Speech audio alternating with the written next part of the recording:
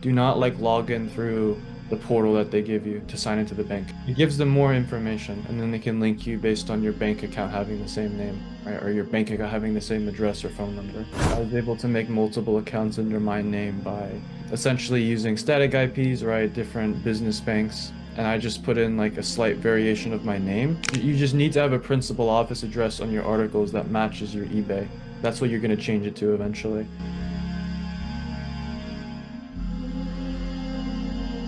Real quick, Mike, what was your question? Sorry to keep you waiting. No, no worries, no worries. All good.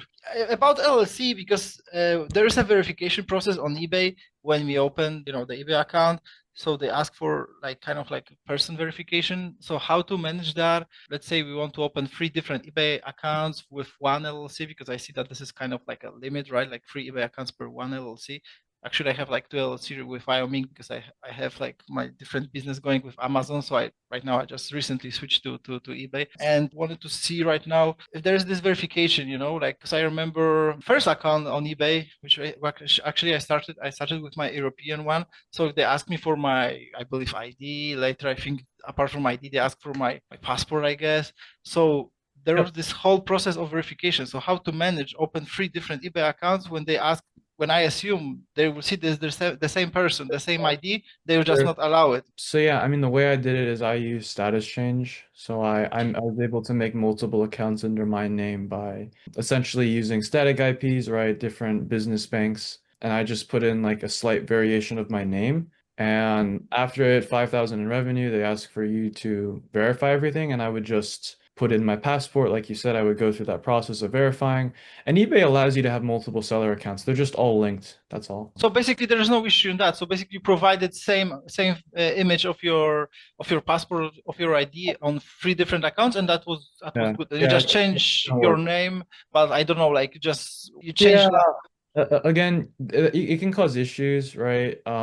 Like generally the safest will be to use somebody else's information. But if you want to try to milk your information, you can make multiple. It's just a bit more complicated because you don't want to, because a new account can get banned and then that can get your old accounts banned. So you don't want to get your old. That's why using new info is always the best. But if you're going to use your info, I guess a safe method would be to like, put in variant info, just have nothing be linked, right? So anything that's the same, you just change it slightly. and even if, let's say, I will use, I don't know, like my wife or my sister data, and I will open my eBay accounts for them. This is not issue that they are not like shareholders at my LLC, right? Yeah, they don't have to be. It's always going to go, like we were discussing, it's always going to go to the LLC, EIN, yeah. Oh, great, great. So it doesn't matter that who I will choose as a person for to opening eBay account. And I understand it's safer to use someone else, right? And something, maybe something could happen, but then it's like your family, right? So, but usually it goes to the LLC. And Got you. people can correct me if I'm wrong. I still haven't, yeah, yeah. So and you open like for your own, you open like three different eBay accounts, and you just change letters in your name, Yeah, or I was told I could go to five, but I made a mistake on my third and I got an MC11. So after that I just switched it up, did a completely different setup after that. So I just did three, yeah. and if may I ask, the mistake was related with this person verification, or it was something It else? was something different. It wasn't related to that, yeah. Oh, got it, got It it. was a mistake I made, yeah. So the address can be the same, the address of the person, and Again, you want it to all be different. That's honestly like if you're gonna make one thing different, you want it all to be different. So I would make variations to everything. But yeah, because like if you have a slightly different name but your address is the exact same, they're gonna be able to link you back to your home account. Like got it, And got if it. you So use it's a passport, there's no address on your passport. That's yeah, why yeah, we yeah. recommend passport.